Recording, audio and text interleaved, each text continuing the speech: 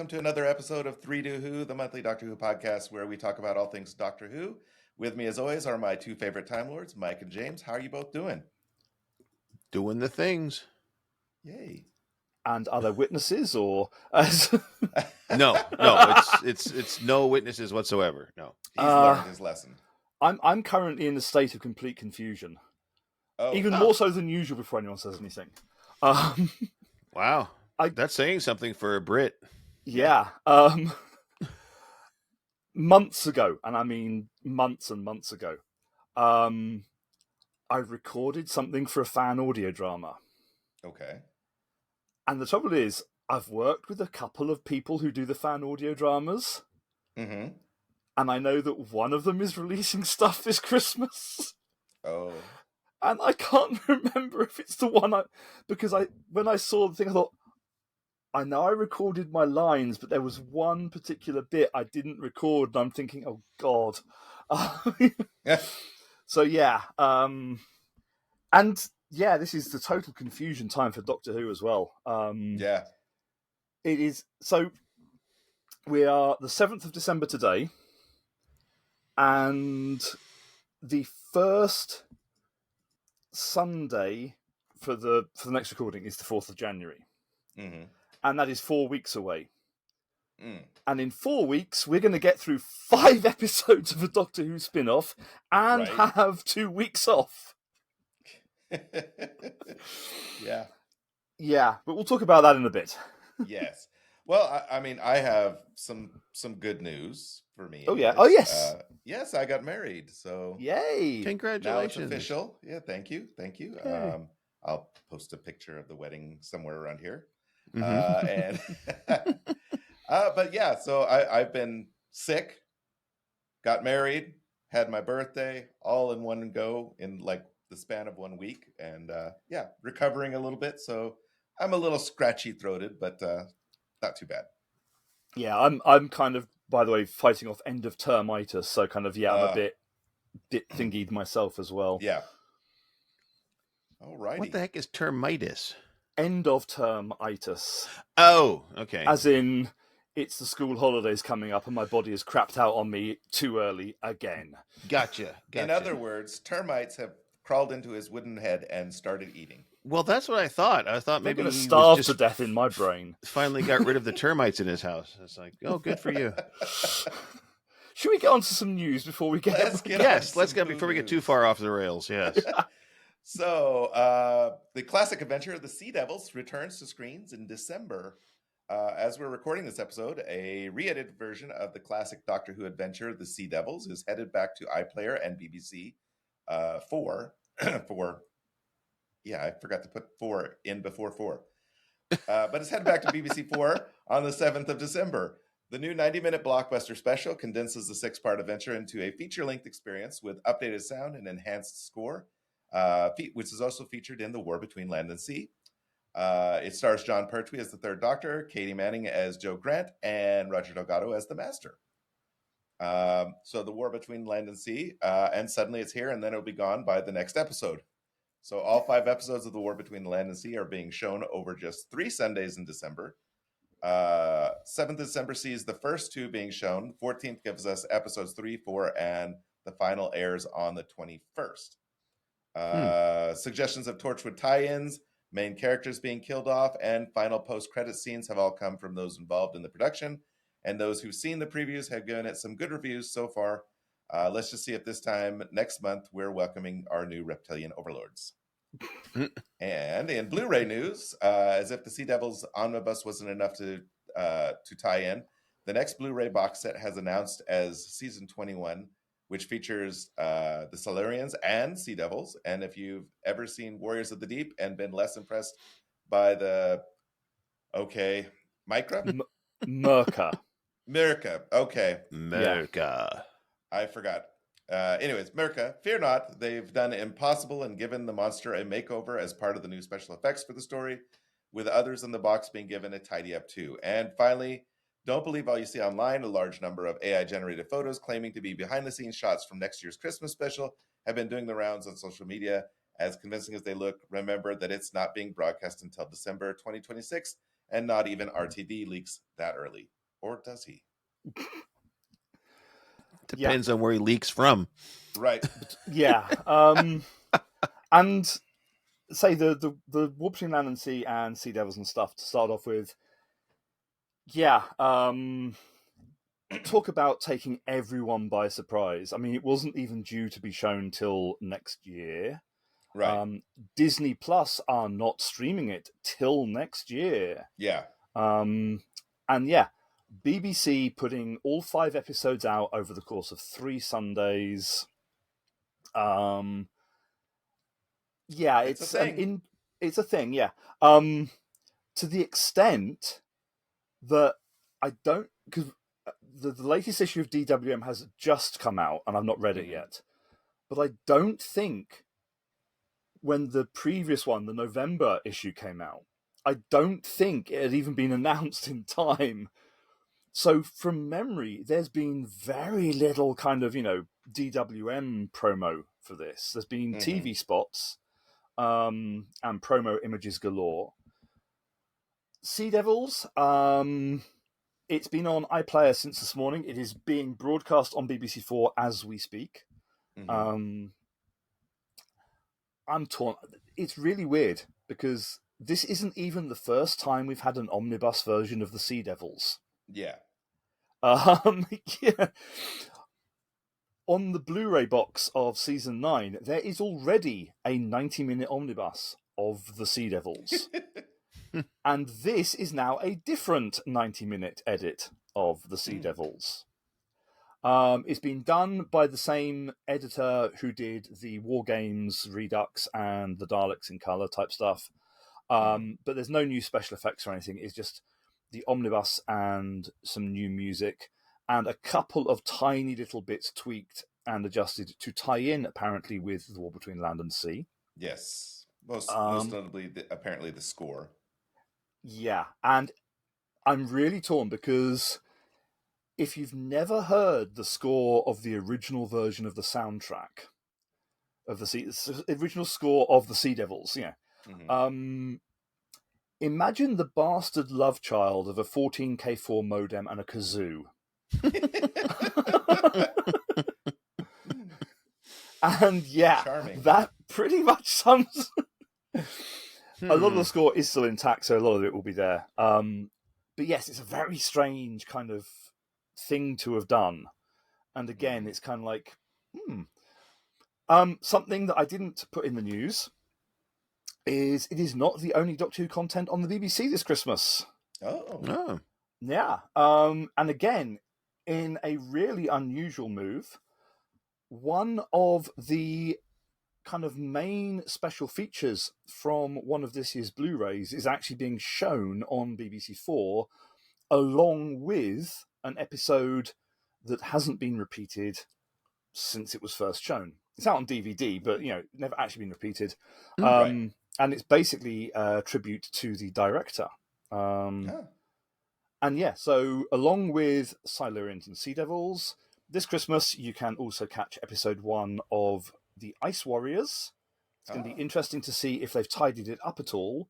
And yeah, from the Blu-ray DVD animation The Savages, there is also the 90-minute feature about the director being shown. Yeah. Okay, cool. Blu-ray, if you've not seen the trailer yet, watch it. I shan't be cruel and say it's a little obvious that 30 years have passed since Janet and Peter Davison were the companion and the Doctor. Yeah, I mean, if you kind of have been following Doctor Who through the illnesses and everything, you'll have seen them gradually age. It's very, very disconcerting when they cut from the new footage of the Fifth Doctor to the archive footage from the episodes. Yeah. Well, Peter's he's aged a bit. They all have, let's face it. Yeah. Yes. Well, yes. Peter's a much larger actor than he was before. Yeah. I'm being as kind as I can. Yeah. More stage presence. Yes. Season 21 is a very unusual season for Doctor Who, by the way, because it's got 2 Doctors in it. Mm-hmm. The regeneration does not take place at the end of the season. Colin Baker actually got his first story at the end of season 21. So this is not just a 5th Doctor box set. It is a 5th with a hint of 6th. Mm-hmm. And yeah, looks like they've done major work on a lot of the stories. So it is eagerly anticipated. Very cool. There's some very good stories which were let down by certain special effects. So, as I said, the Merca in particular has... I can't believe I'm about to say this. It was actually played by 2 people who, at the time, were hired by the BBC to play a literal pantomime horse. Okay. Okay, well, there you go. But when it comes out, we'll do more about it because there's loads of behind-the-scenes stuff and loads of behind anecdotes about that season that I doubt will be making it onto the box set. Okay. Yeah. So is this only on iPlayer or No, this is one of the physical Blu-ray releases. Okay. So they've not announced a release date yet. It is expected on previous form March or April type time in the UK. Will be the US a few months after that probably. But just yeah, in time for Christmas? basically, yeah. Yeah. The pantomime horse. Yes. So yeah, closer to the time, we'll talk about that because yeah, there's some genuinely discussion-worthy stories in that box. Oh, cool. Very cool. All right. And yeah, it's, to say, kind of, once War Between Land and Sea is out the way, that will be it for 1 year and 4 days. Wow. Yeah. Nice That's little crazy. drought there. Yeah. Thank goodness fan groups are doing audios. Yes. Right. I'm sure that includes a certain person on this podcast as well. I genuinely can't remember if this is the one I did or not. Well, there you go. Because if it is, then I haven't provided part of the sound effects for it, and I'm thinking, oh shit. It's going to be interesting. My character is supposed to fall asleep in the Doctor's arms, and I'm supposed to have provided snoring sounds. Oh. Well, at least, at least that's something they could find somewhere. Yeah. Okay. Right. All right. So, this month's topic is the Daleks. No, the Yes. Sinisters. Yes. So, I'm going to provide as always, a brief overview, which is in no part complete at all. Period. There's just so much. There's so much on the Daleks. Yeah, Yes. and there's going to be comments from me about the quantity as well. Yes. So the Daleks are a mutant Kalids from the planet Skaro, created by Davros, who we will not get into here because that's worthy of its entire own episode.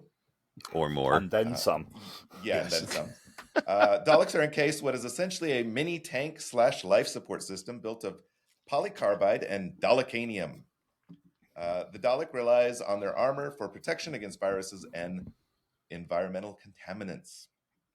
Daleks are openly acknowledged that the Doctor is their greatest enemy, with the Doctor describing them likewise, which kind of miffed Missy quite a bit. Because, she thought she was his greatest enemy, but oh well. Daleks are intensely xenophobic, and their main goal is extermination of any life form not Dalek. Daleks fought the Time Lords in the last Great Time War, which ended in the near total destruction of the Dalek race, that is, until they rebuilt and restored their empire. Dalek armor consists of 3 main parts: the dome, with vision provided by a central eye stalk and twin speaker lights, referred to as luminosity dischargers. The midsection... Sorry. I know. Luminosity dischargers. They're lights. Come on. Yeah. I'm going to go driving at night tonight. I'm going to have to turn on my luminosity, Your luminosity whatever dischargers. it is. Yes. Yes. Oh, Then God, we have the midsection, in which the weapons platform is housed, consisting of a gun stick and a plunger-shaped manipulator arm. It's not plunger-shaped. It really is a plunger. Mm-hmm. But Mm-hmm. But painted in a nice color. yes. Yeah. And then finally, we have the base unit, which housed the movement and later flight capabilities and was studded with sense globes, Dalek bumps. They also function as etheric beam locators. Call back to Curse of Fatal Death. Yep. Mm-hmm. The Dalek eyepiece was the most vulnerable spot on the Dalek, as there was no backup system if it was obstructed or destroyed, causing the Dalek, of course, to fire indiscriminately all over the place, Mm-hmm. trying to kill whatever is blinded it. Their exterior armor is proof against all but the most advanced and powerful energy weapons. Aside from the eye stock, their only other major vulnerability is their arrogance, which the Doctor exploited on numerous occasions. Mm-hmm. Pretty much every single time the Doctor meets them. Yes. Dalek history is, as the Eighth Doctor put it, a difficult thing to remember because it's always changing. Due to trickery by the Doctor and the Daleks' own use of time travel technology, their timeline is tangled and fraught with paradoxes from them dipping back into their own past. So now that's just a very brief overview of what a Dalek is and why their history is so screwed up. So, Mike, James, what are some of your favorite bits of knowledge about them? I think I better let Mike go first because otherwise, yeah. So in preparation for today's recording, I actually went back and watched Genesis of the Daleks last night. And it's a very stark contrast to 1965 or 70s Dalek when it was created, and 2025 Daleks that are new and shiny and have all sorts of capabilities.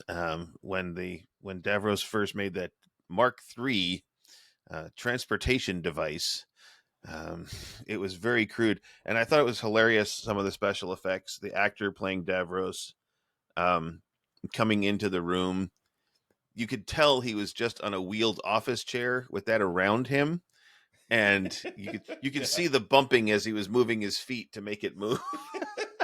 And I was like, I literally paused and watched that 4 or 5 times because I was laughing so hard. Yeah, it's like boop, boop, boop, boop, boop. Low budget special effects. Low budget special effects.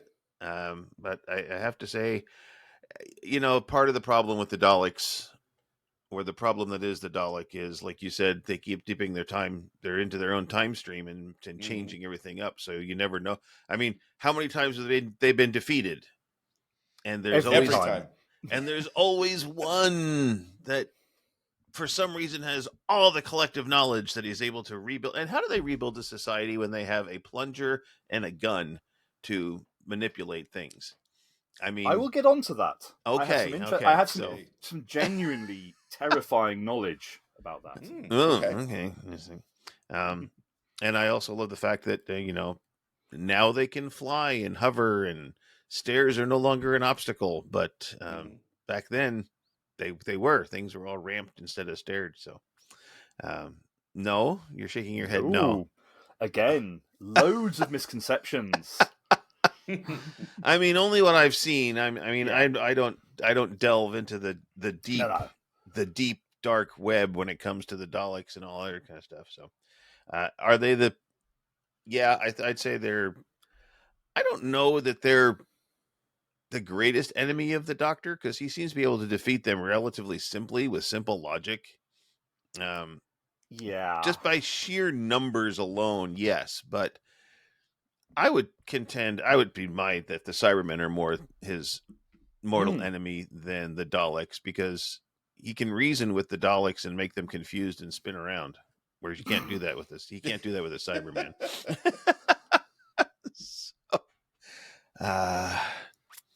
Yeah, I mean the Cybermen are definitely more Borg than the Daleks, which to me makes them scarier because having something that wants to convert you into a machine and remove all your emotions is a bit scarier than a rolling outright extermination. bumpy, yes, I'd rather be exterminated than Metal Man, but that's just me.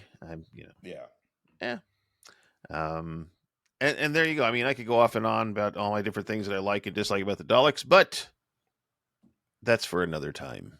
Yeah, I have to say, mostly for me, the the concept and the actual look of the Daleks is pretty cool. I mean, aside from the plunger, I don't know what they were thinking with that. The plunger is the stupidest thing I've ever seen on any any creature I don't have in my the monster. universe. I don't have my monster guide here for Doctor Who, but they explain it away on the monster guide as to what that's for and how it actually is used. Apparently, it's supposed to be manipulative, where it can like have fingers and stuff, Yeah, but they never show that. So, Yeah, it's one of the many times in Doctor Who where design has overridden logic. right. I yeah. think is the. I mean, had they left that off and just put like the gun stick in there, Yeah. Or even a it would still claw. have been as scary and functional of a creature, or Yeah. a claw. Yeah, Yeah. I But, found it funny when they were on Genesis of the Daleks, when the underling is installing the gun, he's got this like 6-foot cord with a plug on the end of it, and he reaches inside and plugs it in. And I'm thinking, where are they going to put all that cord? Then the cut scene is him just wrenching on the gun to make it solid. I'm like, okay, wow. Yeah.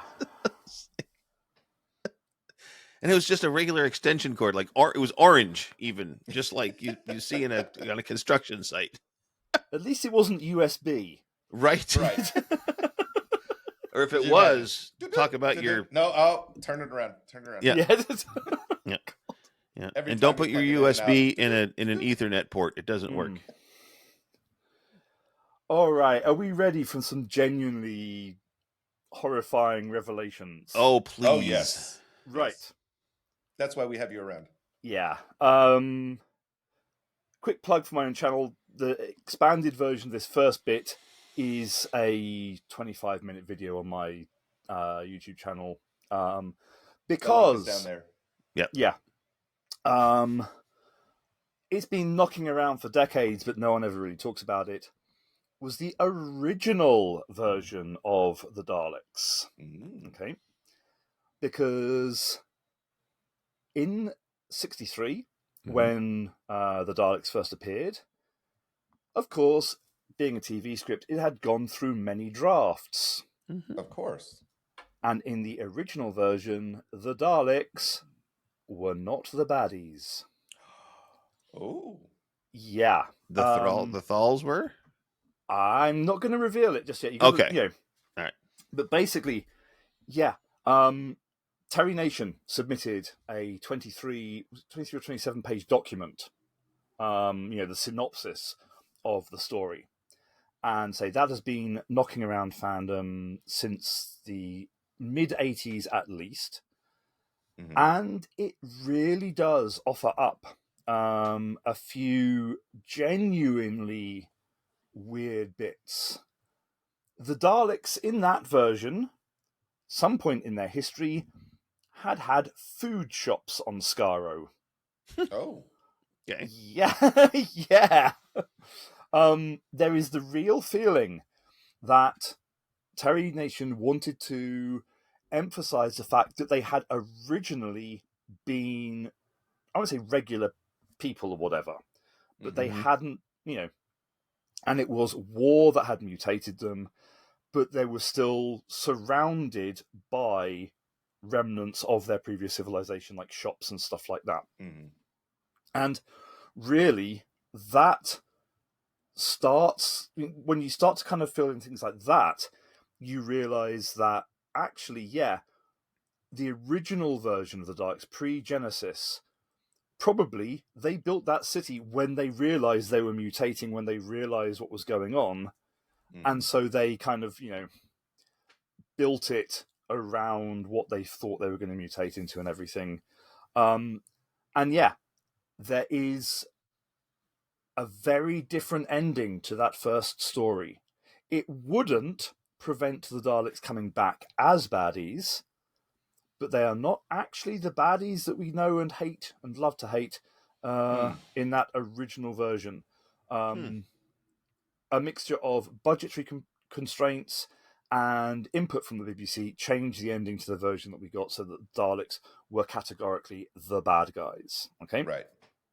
and I wish you hadn't said that you were driving tonight, and you'd have to kind of what are they called? Luminosity Dischargers. Discharges, yeah.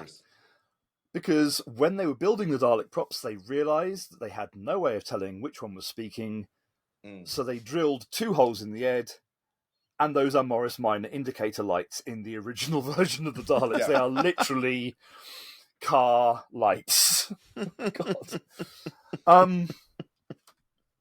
And yeah, the 60s are a wild time for Dalek Mania. Oh, yeah. So, there was a 7-inch single released called, either of you know? No. And I'm glad you said it for the December recording, because it was called I'm going to spend my Christmas with a Dalek. Nice.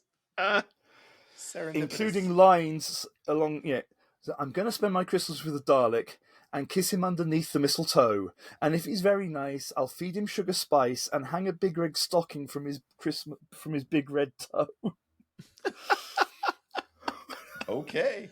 Big red toe. Yeah. I guess probably on the inside. It's hard to rhyme plunger with something. That's why. Yes. So they called it a big red toe.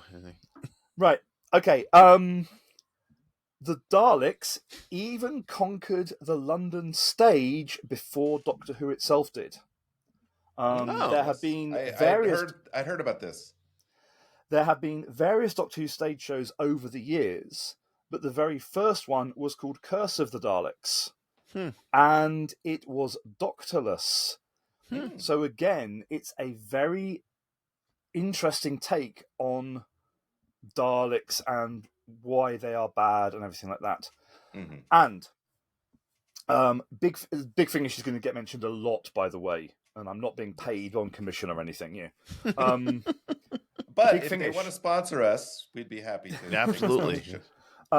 Big Finish actually did audio versions of 3 of the stage shows, including Curse of the Daleks, so you can get it as a download from the Big Finish website. Okay. But we will come back to that when we hit the 90s. Okay. Right. Which they were killed off for good in 1967-ish in the story Evil of the Daleks. It's one of the lost stories, but it's been animated. And it ends with the Doctor looking down on the Dalek city, erupting in flames and everything going the final end, because Terry Nation decided that he wasn't getting enough money from the BBC. He was going to take the Daleks to America. Yes. And that's why in 1972 or so he comes grovelling back, because as history says, America didn't take to the Daleks. They had no idea what Dalek Mania was.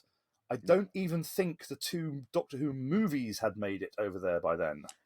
I'm not sure if they had either. No, I mean, I was little bitty at the time, so I didn't really get into Doctor Who until I was probably 10 or 11 when we first started seeing reruns on PBS. 70s, John Pertwee faces the Daleks a lot. He hates them, by the way. He has no time for Daleks. He thinks it's really stupid. This whole thing about running up the stairs, it is a bit of a myth, because they don't go upstairs on screen, but there are plenty of examples in the 60s where in one shot you see the Daleks at the foot of a staircase, you cut away to something else, and in the next shot, they're up the top of the staircase. Well, we do know that Daleks have transmats, so... Yes. Evil of the Daleks is also notable for a one-off Dalek, which I shall send you a picture of, because I will send you quite a lot of pictures and you can pick and choose what you use. But basically it was filmed on location in kind of like a Victorian country house type thing, because that's where part of the story was set. The Dalek props were too wide to go through the doors, so they actually made a special one-off narrow prop that could actually be seen going through the doors of the house. Skinny Daleks. Yeah. And right the way through the 60s and 70s, up to before Genesis of the Daleks, you did routinely see Daleks with claw hands, blowtorches. You saw them with all kinds of manipulators on the end of that arm. The sucker was the regular thing, but yeah, there were loads of kind of, variants of it. And then Tom Baker comes along, and the BBC say, Terry, could you write us a Dalek story? And he writes a Dalek story. And the BBC, yes, this was really good. The last 4 times you submitted it and we made it. Could you submit something different, please? And that is the origin of Genesis of the Daleks. And basically, they realised that, Daleks are boring conversationalists, hence the introduction of Davros. Yes. They realised that it would be much more interesting if they could have someone with whom you could have a conversation. And it's a bit of a shonky production.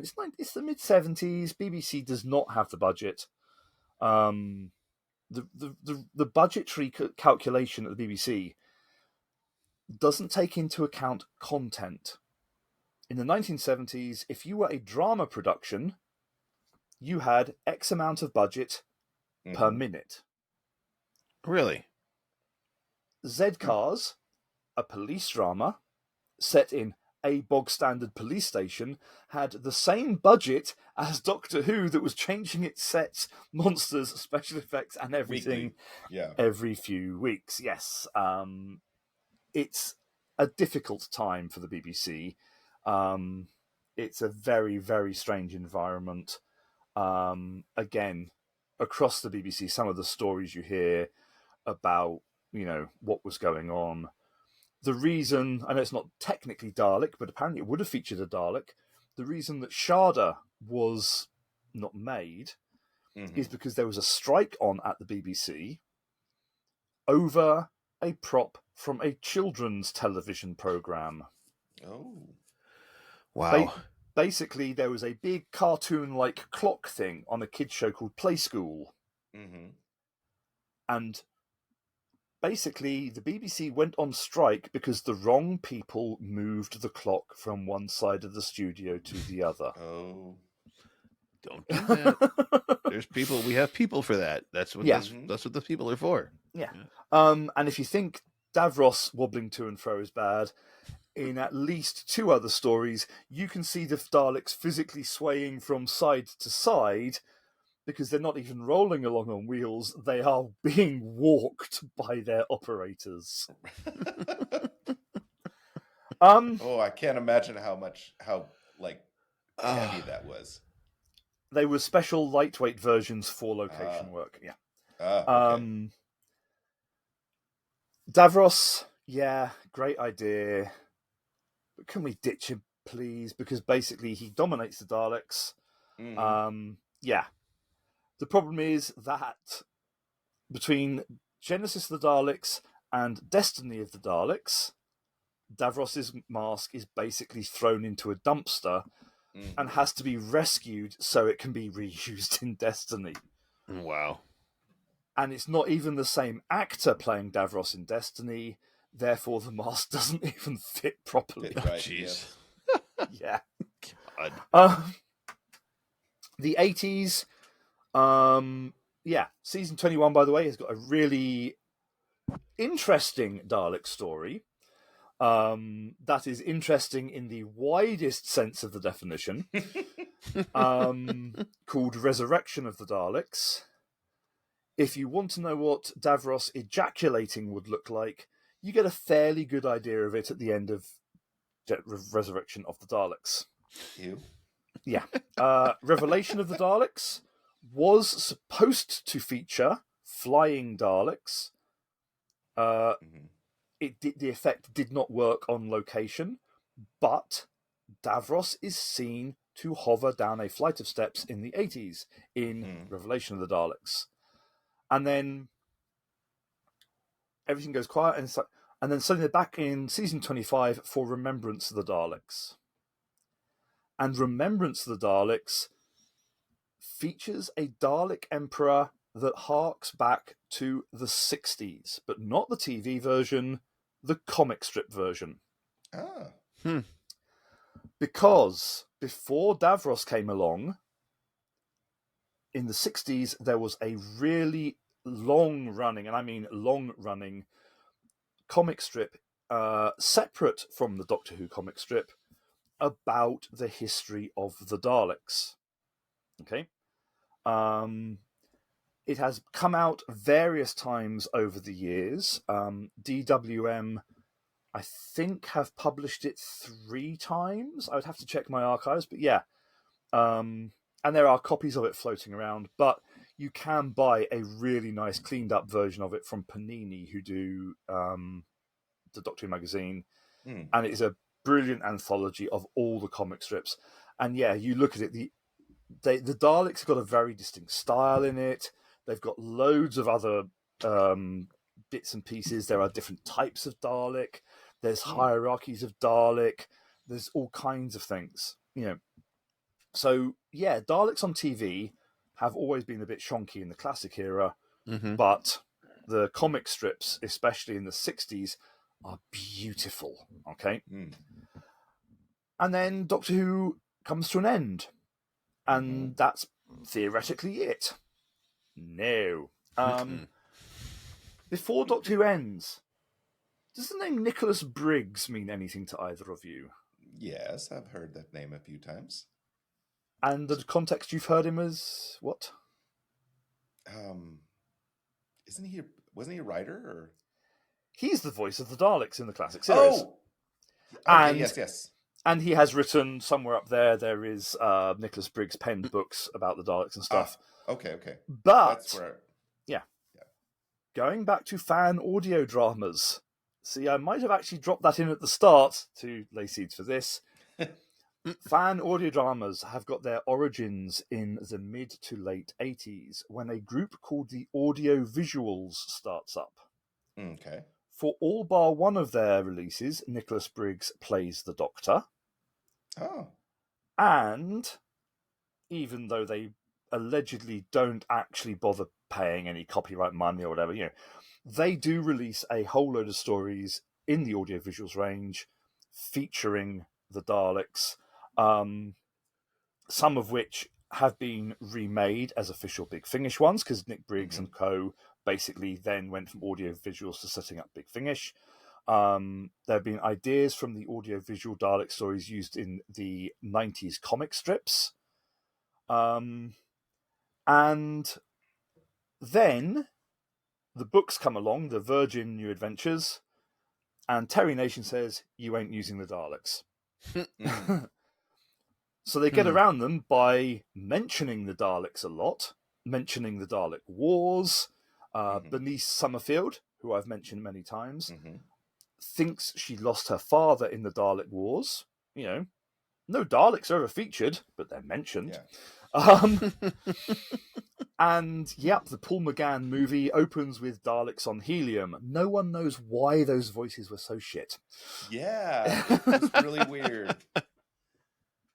All right.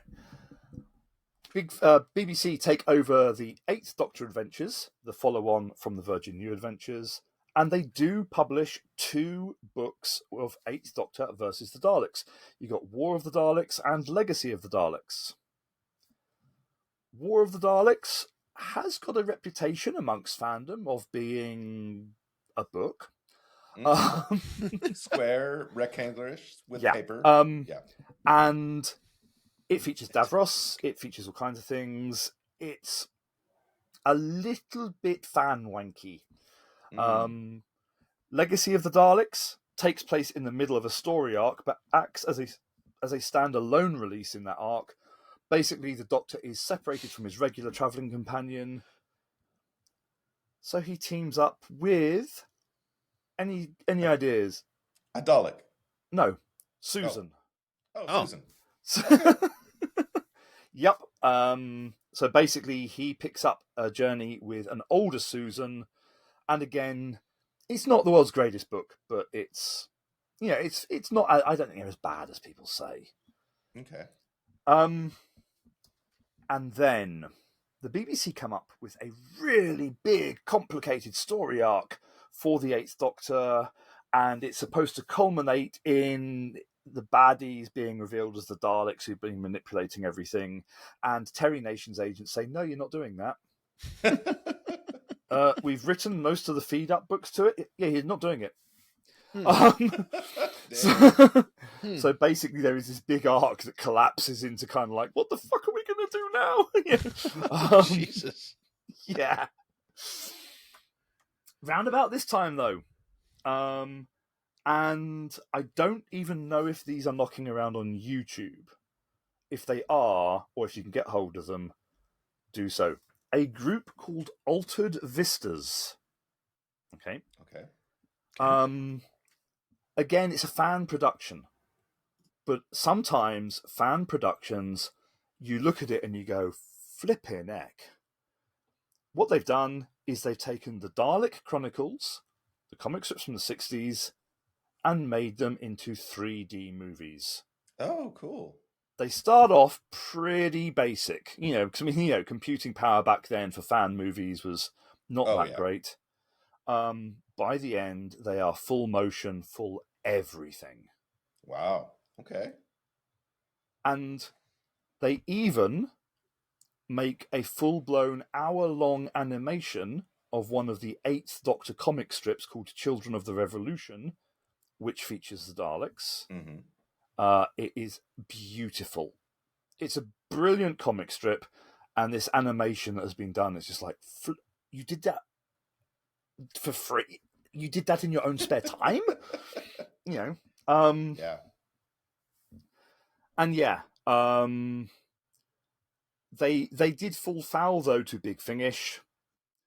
They made a big 2-hour-long animation of Curse of the Daleks. Okay. And then Big Finish said, you can't release it because we've got the rights and we're about to bring it out on audio. Oh. Yeah. 2-hour long. Oh my gosh, that's 2-hour long. You're talking for a small crew. That's probably over a year's worth of work. Mm-hmm. I know it was because I even auditioned for one of the roles. I didn't get it, but yeah. So I know how long passed between them auditioning people, mm-hmm. and like yeah, and not then cool. Big Finish come along. Oh my god. If you think kind of the TV timeline is difficult, trying to then factor in Big Finish and stuff is just.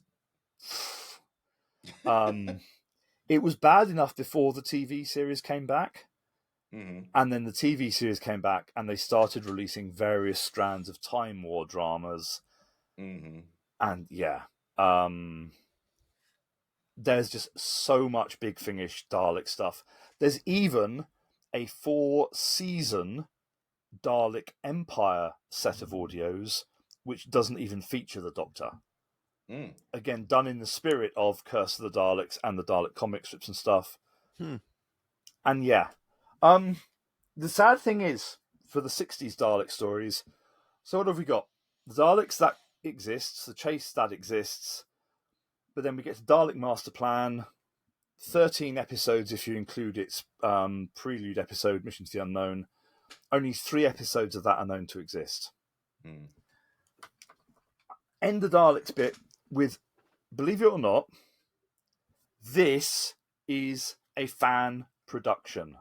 Okay? Oh, wow. This was done for charity. Okay. Wow. And it is the graphic novel of the Dalek Master Plan. Wow. All of beautiful. it, including the prelude episode. It is ridiculous. It's, this was done for charity. It says on the front, all proceeds go to children in need. So yeah, when it comes to Doctor Who and the Daleks, fandom has done so much with them that kind of the TV series just could not do. Yeah. Yeah.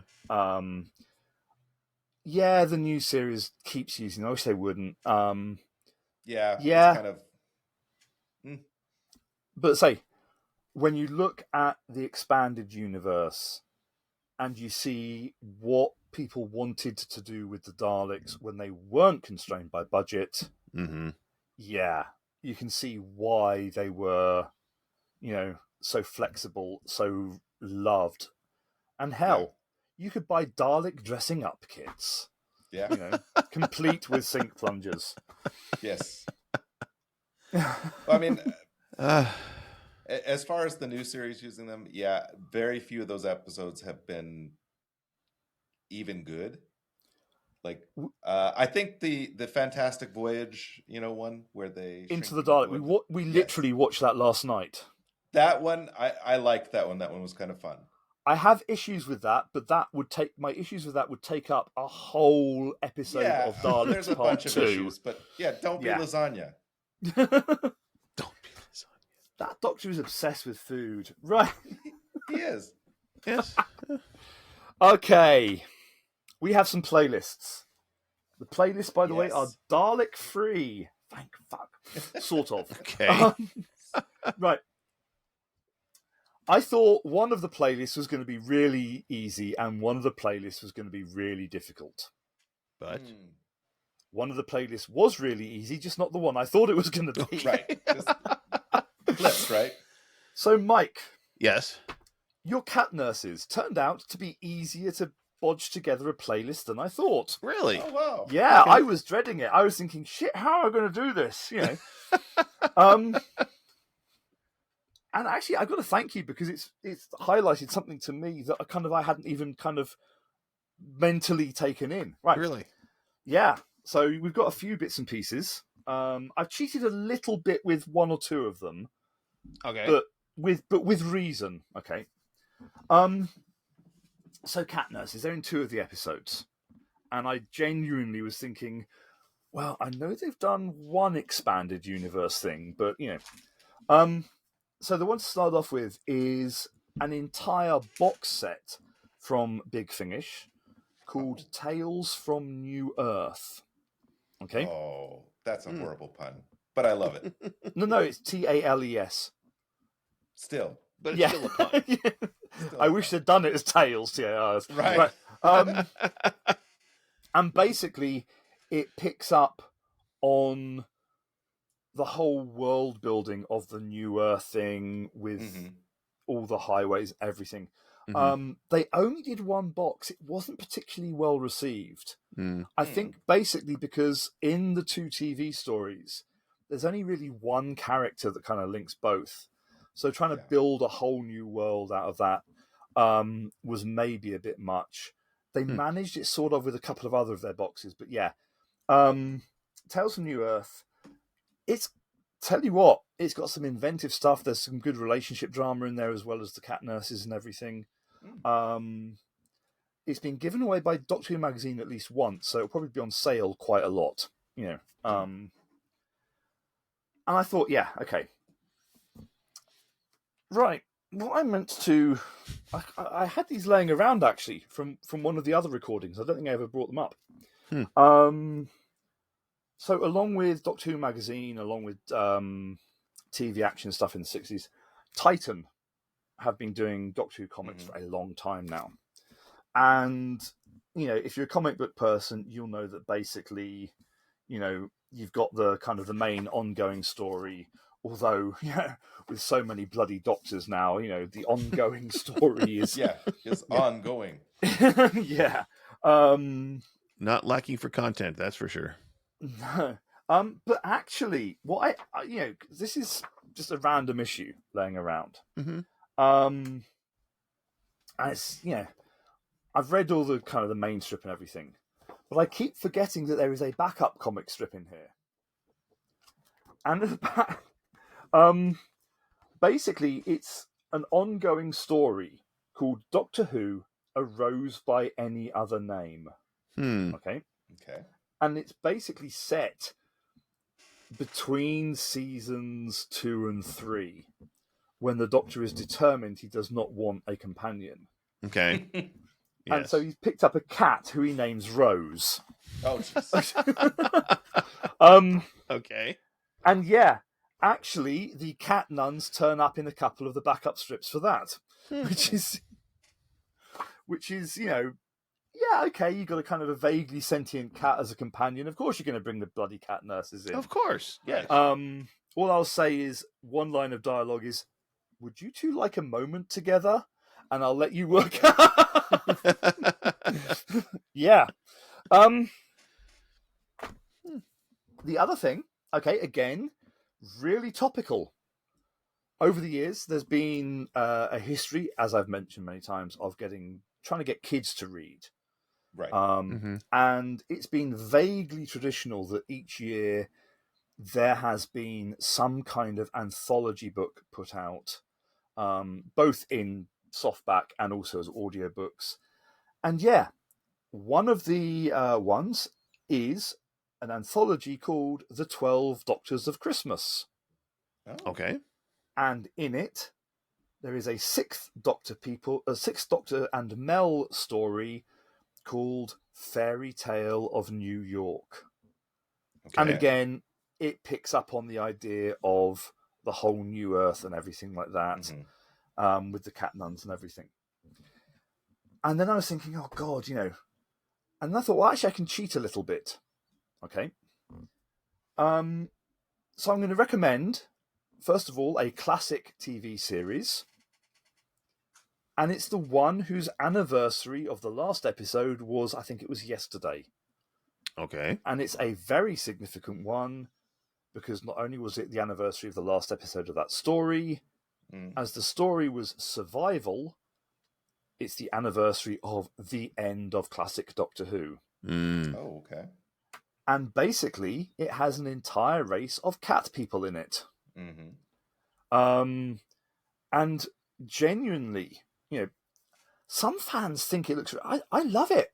I think the cat people in it and their claws and the faces and everything, I think actually work better than the cat nuns do. Yeah. I mean, it nearly killed the cast because they filmed it during a heat wave, and when you see the layers of fur and latex they're under. Wow. Yeah. This is the one with Ace, right? Sylvester and Ace, yeah. The very last story, yeah. Yes, yes. And say the anniversary of the last episode of it was, I think it was yesterday.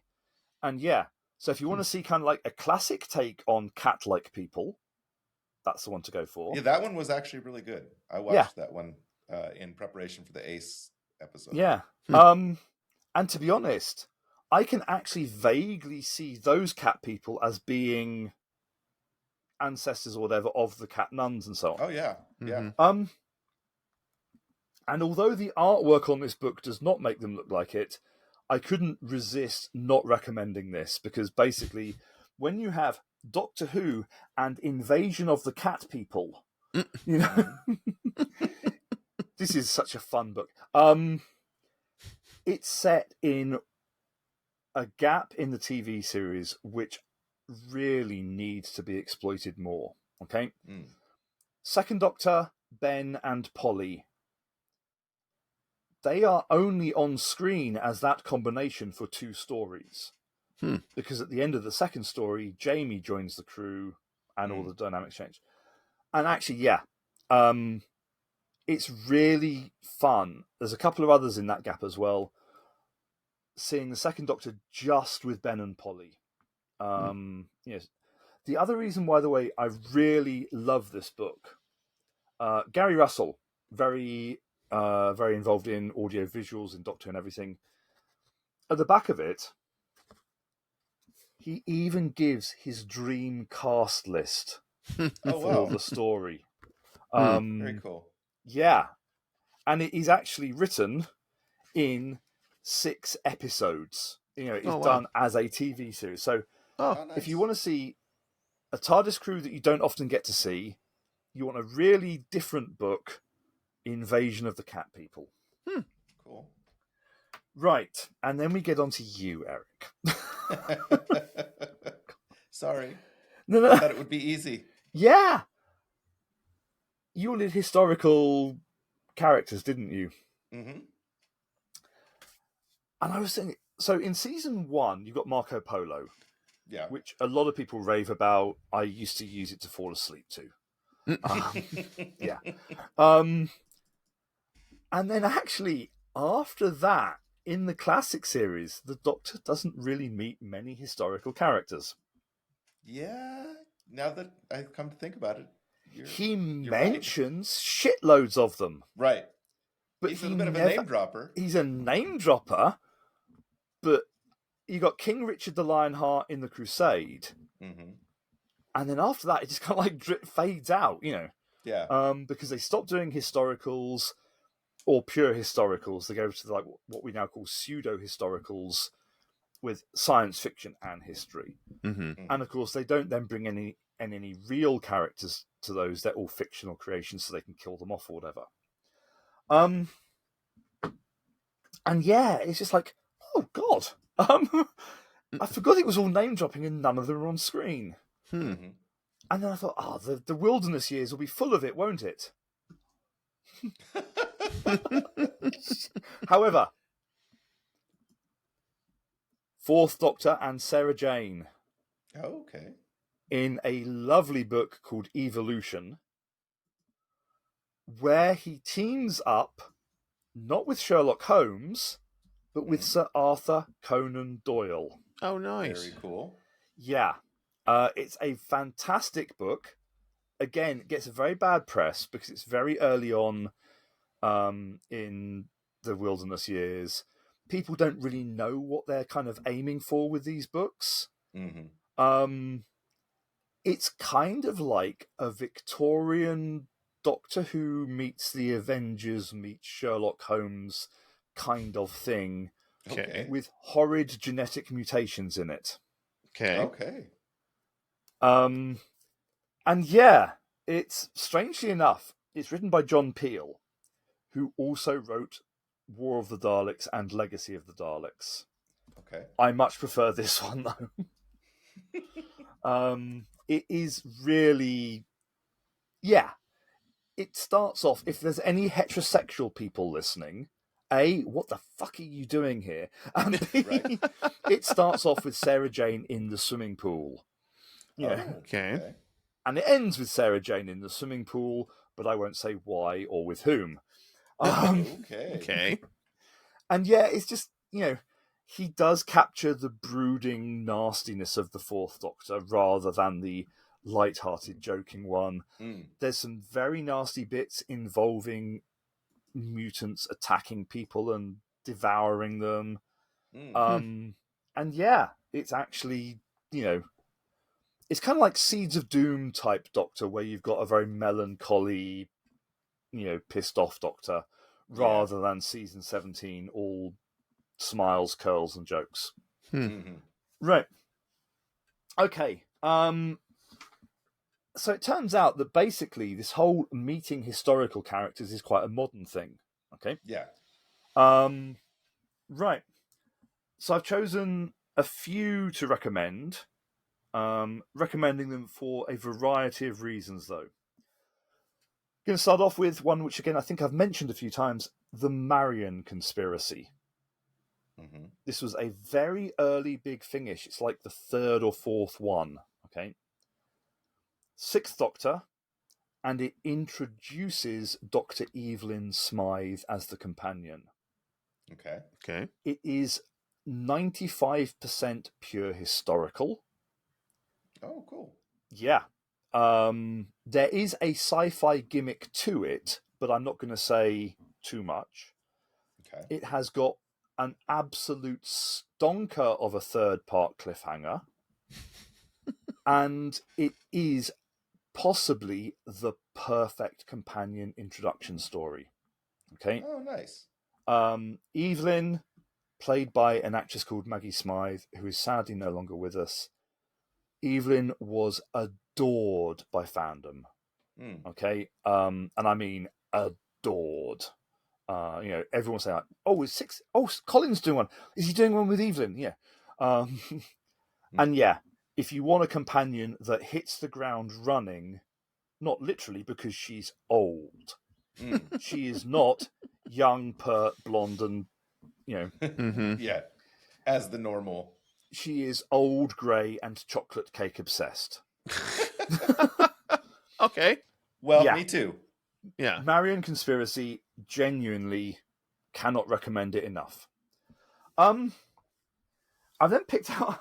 I'm not a fan of Shakespeare by any stretch of the imagination. I hate Shakespeare. Okay. Sorry if you know, but I had to pull this out because this is a good example of actually an anthology type thing done with tongue firmly planted in cheek. Mm-hmm.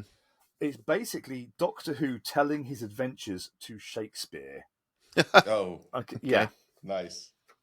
And you kind of, by the way, it is an anthology, so there's various people who've written for it. But James Goss is basically Torchwood and Doctor Who. He's very involved with it. Jonathan Morris hasn't written for TV Doctor Who. Don't know why, because he's a fucking genius writer. But he has written some of the best Big Finishes that there are. You've got Justin Richards, who is basically his output of Doctor Who stuff is huge, but it's all really high quality. And Matthew Sweet is actually the same Matthew Sweet who is the interviewer on most of the Blu-ray box sets. Oh, okay. So Doctor Who, the Shakespeare notebooks, just because it's a really fun take on kind of how to do history and stuff. Okay. We've then got an interesting couple of conflicts. I hesitated about recommending this one. It's called Doctor Who, and it's the Charles Darwin and the Silurian Survival. Okay. Now, these have come out as audiobooks. There's a whole series of them. Doctor Who meeting historical people. Okay. So I'm not necessarily recommending this one, but there is a whole range of them. Okay. What I would say, though, is given that they are £9 each, they are a little bit on the pricey side for what you get. Because it ain't exactly thick. Yeah. And it ain't exactly small print either. Okay. The reason I wanted to mention this one, though, is when it comes to expanded universe, this one pissed me off. Because Big Finish had already done Charles Darwin and the Silurians. Big Finish win by default because it was 6 and Evelyn Smythe. So there are a lot of instances cropping up now where the Doctor is meeting the same historical figure more than once. Okay? And Mary Shelley, for example. Mary Shelley is in the wonderful 13th Doctor episode, the Haunting of Villa Dodati. Trouble is, she's also in 4 8th Doctor audios as well. Mary Shelley was actually the Doctor's companion. Well, I would have to say the 8th Doctor and Mary Shelley sounds like a hoot. It really sounds good. Because he has that vibe of that time period. The next recommendation is actually the Mary Shelley thing, but it's a bit of a controversial one. The first story is actually one of a Big Finish anthology release. Okay. The main range as it was, normally each month it would be a 4-part story, but usually about once a year they would do a release where it was 4 1-part stories. And the 8th Doctor did a release called Company of Friends. They had a comic strip companion for one of them. They had a novels companion for one of them. They had the Doctor's possible off-screen former shag friend as one of them. And then the 4th one was Mary Shelley, who hadn't at that point been in the range. And then a couple of years down the line, Yeah, they actually do some Mary Shelley stories. Whether or not the continuity between the 3 full-blown stories and that one-off story works, that's up to you to decide. Mm. They have got a funky new version of the theme tune, though. Okay. Right. And I'm setting myself a challenge, by the way, for next month. So we'll see how I do with this. Okay. Target novels we've talked about. We've talked about the Virgin New Adventures, and they are now novelizing various TV stories, as I've mentioned. Before they started novelizing the TV stories as the reboot of the Target range, they released some of them as educational pre-readers. Oh, cool. Okay. Yeah. Right. Let's hide something temporarily. So this one, and again, historical, which is why I've chosen this one. There's about 6 or 7 of them in total. This is the level 2 version of Robot of Sherwood. Okay. Very thin. Yeah. And say it is aimed at getting kids literally to read. You know, it is it is simplified dialogue, it is simplified text, everything like that. Now, the reason I was very curious to get these, oh, by the way, it's even got exam papers at the back about the stories. Yeah. Okay. These are educational books. I'm not bullshitting. These were released by Pearson, who run exams in this country, as educational books. The reason I was really curious to get these is because I think 6 of them it was in total came with audiobook versions. Wow. Oh, cool. Now, I have sent extracts of these to some of my friends. Okay. And they have said, if you ever send any more of those, we are sending a hit squad round to kill you. So when I was putting this together, I thought, well, tell you what I'll do, because I genuinely cannot decide if it's because the books are very bad versions of the episodes, or the person doing the audiobooks hasn't got a clue how to read. So I'm going to redo. I'll email you chapter 1 from the book, and I will do chapter 1 or one of the chapters, myself, and you can be the judge if these are shit books or shit readers. Shit reader. Yes. Right. Okay. And funnily enough, Robot Show acts as like the crossover into my playlist from last month. Okay. Because we actually watched it the other night, and we cannot decide what we made of it. Because of course, it tries to claim that Robin Hood was a real person, whereas, and my set of things was about kind of weird lands and kind of other dimensional stuff. And the first one, which actually a lot of people thought Robot of Sherwood was going to be a sequel to, is The Mind Robber. Okay. This is a 60s TV story. This is the Target book version of it. This is a much expanded version of the story. So even if you've seen the TV version, there will be lots of new bits in this that will be previously unfamiliar to you. I love it when they do more expanded than the television show. I mean, there's no reason for a book to be less packed with detail than and a actually, television show. That's been the criticism of some of the new Target books. So, for example, the book of Wild Blue Yonder is the book of Wild Blue Yonder. It doesn't do much to it. It's just the script. Yeah. Whereas the book of Day of the Doctor, which was a 70-minute TV episode, has an audiobook that lasts 7.5 hours. Yeah. Yes. As should be. Yeah. Again, a bit of a controversial one, because the previous story, The Dominators, ended on a cliffhanger, which led into the start of the TV version of The Mind Robber. Okay. Peter Ling, who has done the novelization, was the original author, and he has given it a whole new opening. Okay. Even though Ian Marter, who novelised The Dominators, went to great pains to end The Dominators on the same cliffhanger as the TV version. Yeah. Right. Well, you know. Next up. Okay.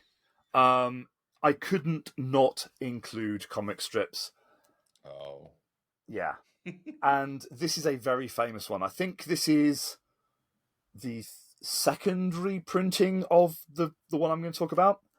When Doctor Who wasn't on the air in the mid-80s because of the hiatus, the comic strips came into their own. The 5th and 6th Doctor comic strips, by the way, are brilliant. Okay. I'm not just saying that. I genuinely think they are works of imagination that show you what the TV series could do if it had budget and an open remit. There is a whole sequence of them called the Voyager thing, which I won't say it's kind of set in a bizarro world, but if I can just find the relevant page, I should have bookmarked this. Some of it is actually even told in the style of a children's comic strip from the 50s. Okay, yeah. This whole collection, the Voyager collection, I mean, it was £13 when it came out. I dread to think what it goes for these days. This has got some truly surreal Doctor Who in it, but it is brilliant. Okay, so if you want a kind of here is Doctor Who on a different plane, Voyager. Right. Next up is a big thingish called The Axis of Insanity. Okay. Yeah. 5th Doctor, Perry, and an audio-only companion called Erimem. Okay? Erimem. It's a brilliant lineup because she's an ancient Egyptian pharaoh. Oh, okay. So she's not... Big Finish dude is brilliant. They come up with some great companions who are not TV companions, basically. So yeah, Erimem, she was rescued from ancient Egypt, which is why there's no Pharaoh Erimem in history, because the Doctor rescued her. And it is set in what is called the Axis. And without going into too much detail, the Axis is where the Doctor's mistakes end up. Okay. In other words, it's where all the aborted timelines go. Okay. It was a one-off drama originally, but the Axis does then crop up later on in the Gallifrey series. Okay. And yeah, if you want a real head trip, Axis of Insanity, plus it is actually a genuinely good Perry and Erimem story. Okay. So yeah. Right. Wilderness Years, I've chosen a pair of books, Conundrum and Head Games, because they are the first sequels to The Mind Robber. Oh, okay. They are actually Land of Fiction. I'm a bit and ahhing about Land of Fiction as to whether or not it should have sequels, because the TV version is very heavily implied to be a dream, whereas having physical sequels in Big Finish and in books and everything basically turns it into a real place, which has all kinds of issues. But Conundrum and Head Games are two 7th Doctor books featuring the Land of Fiction. And again, if you read them, you will start to think, hold on, didn't Moffat then kind of use some of the themes of this for an entire sodding season? In other words, it's where you get the idea that Doctor and companion both end up questioning, is the Doctor a good person? It's also just a really bloody fun pair of books. You've got Ace fighting off comic book villains. Nice. You've got on one of them, the cover is basically Nell with a whacking great pistol. You know, Okay. yeah, Okay. it's just absolutely hysterical. And my last one, I couldn't not do. Oh no, it isn't. Okay, Okay. this is a Benny book, but Okay. bearing in mind it follows on not quite directly from her sex scene with Paul McGann, but basically, she's the Doctor's companion. She has an adventure with the Eighth Doctor. At the end of that adventure, the Doctor sets her up with a new life, and oh no, it isn't is the first bit in her new life. Okay. 2 reasons I want to recommend it. One, it is bloody hilarious, except for the bits which are heartbreakingly scary. Mm-hmm. And secondly, this is December. Half of the book is set in the land of Panto.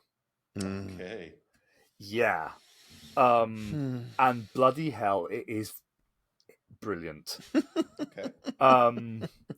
There is an audio version that Big Finish did. It was the very first thing that Big Finish ever did, but they only do about a third of the book.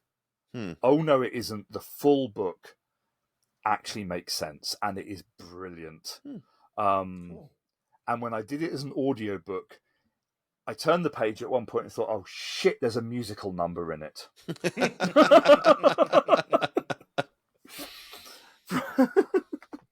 Well, Right. there you go.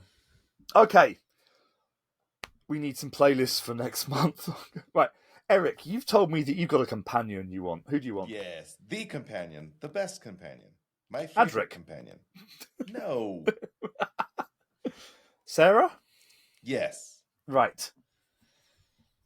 That's going to be an interesting one because already I'm thinking of really throwing some stuff into the mix. Well, I mean, she does have a very long run, so Yeah, but say in the expanded universe, there is some very, very interesting things done with her. oh yeah, yeah. Yeah. And actually, that again will open up another massive discussion of things. Mike, what would you like? Alternative Doctors. Ooh. Oh, that's a good one. Yeah. I'm actually literally tomorrow recording an audio story featuring an alternative Doctor. Nice. Ah, Okay. So it might even be ready by the time the next one comes out. So we'll see. Yeah. We didn't plan this at all, folks. Not at all. No, we genuinely don't. Because I'm doing what I did a few years ago. I'm doing the 12 Who's of Christmas. So Okay. basically, whereas everyone else on social media does advent calendars, I do the 12 Who's of Christmas. So there's something to carry on afterwards. There you go. Yeah. Right. And actually, that's really irritating because that's what I was going to do again. Oh. Right. I am Sorry? right. So that's okay. Okay. I think what we'll do then, because we're gonna need perking up. It will be in the Christmas period. I am gonna go with Looney Tunes, as in Doctor Who Unleashed on the comedy level. Okay. Okay. Okay. Because we always think of Doctor Who as science fiction. Science fiction can be funny, and it's just like And there's a lot of funny Doctor Who. Mm-hmm. Yeah, so I think Sarah, alternative Doctors, and comedy is going to be one hell of a mix. That's gonna be fun. I'm trying to think if there's a single story that covers all three. We shall see. But that's going to be a great one to do. Excellent. There we go. So I'm thinking for next month, since we've done the Daleks, we might as well get it out of the way and do the Cybermen. Okay. Cyber sex! Yes. No, Cybermen. Well, maybe. Yeah. Oh boy. That's a doozy. Because I agree with what was the said. Cybermen have changed so much over the years. Mm-hmm. I figured it'd be a really good one. And there's going to be some stuff which, ties in with the TV stories, brings in the expanded universe, and I'm going to question whether one of the TV writers got it right. Yeah. To be revealed. Right. All right. Well, if that's it, then. Oh, and of course, yes, we will have Sea Devils to discuss next month. Oh, that's true. Just yes. Twablats or whatever it's acronyms to. Yeah. Twablas, yeah. Yeah. So that's going to be a packed packed show. show. A shorter title. Right. Yeah, that's it now. All right. Thanks for joining us on another journey through time and space with the Doctor. Remember, you can support the show by liking and subscribing on YouTube or subscribing on Buzzsprout for as little as $3 a month. You can send us an email at 3doohoo@gmail.com or a text from 3doohoo.buzzsprout.com. The link is at the top of every episode's show notes. Please leave some information about which episode you're talking about, and if you want to be contacted, a way to contact you, because Buzzsprout has not implemented that yet. Hopefully they will someday. Follow us on Blue Sky, 3doohoo.bsky.social, or join us on our Telegram group chat at 3doohoo. Thanks, everyone. Bye now. Bye.